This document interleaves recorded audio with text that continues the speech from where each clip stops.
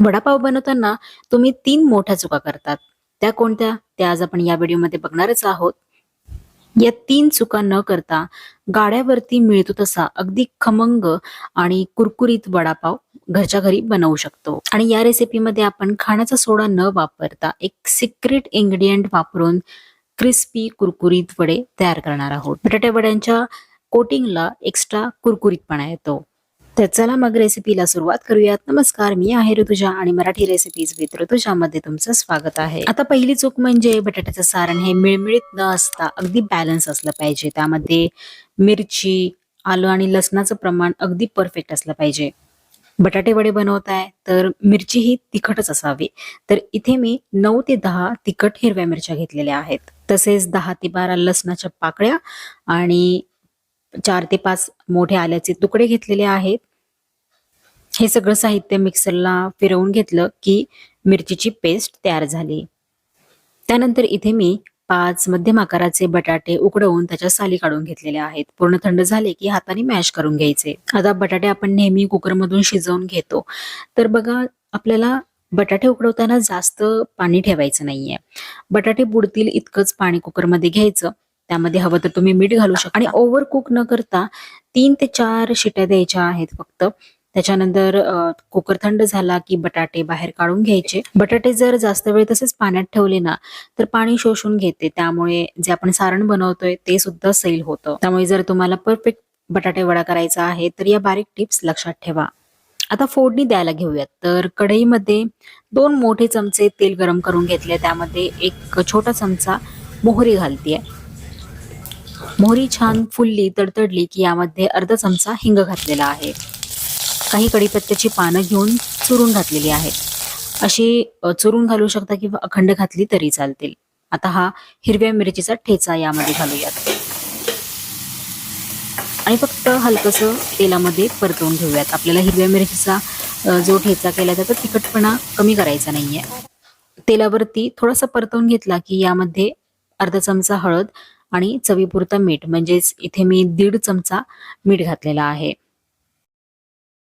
आता कुस्करून ठेवलेले हे बटाटे आपण यामध्ये घालूयात आणि सगळं मिश्रण एकजीव करून घेऊयात.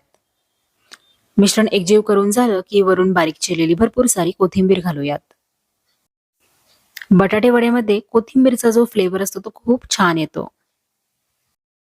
झणझणीत बटाटा वडा करायचा असेल ना तर हिरव्या मिरच्यांचे प्रमाण हे तुम्हाला जास्तच ठेवले पाहिजे आणि वडापाव नेहमी झणझणीतच चांगला लागतो. सारण तयार आहे. थंड करून झाल्यानंतर याचे वडे तयार करायला घेऊयात.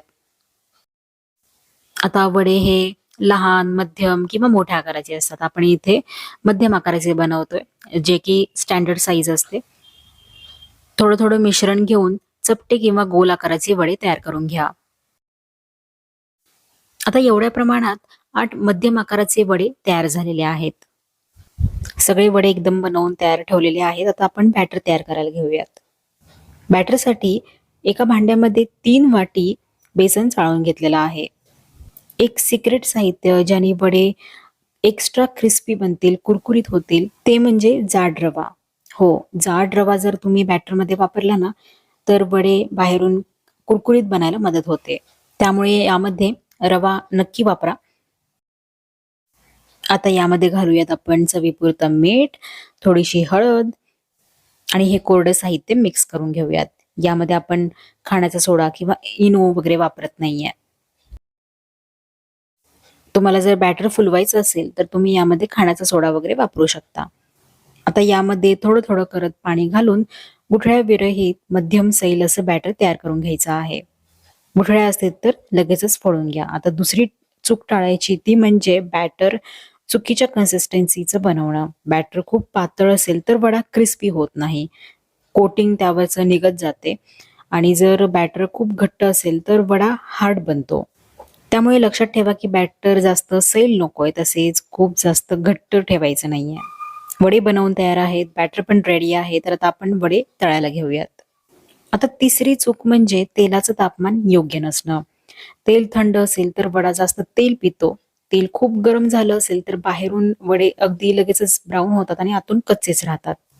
त्यामुळे वडे तेलात सोडायच्या आधी तेल हे मीडियम हीट वरती गरम करून घ्यायचं आणि मग बटाटे वडे बॅटरमध्ये घोळवून लगेचच यामध्ये सोडून द्यायचे.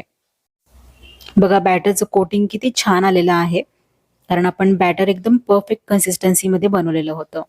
तेलामध्ये वडे सोडल्यानंतर 1-2 मिनिटं खालून सेट होऊ दिले की मग पलटी करायचे आणि एक सतत तळून घ्यायचे. क्रिस्पी आणि गोल्डन ब्राऊन कलर येईपर्यंत मीडियम फ्लेमवरती तळून घेतलेले आहेत.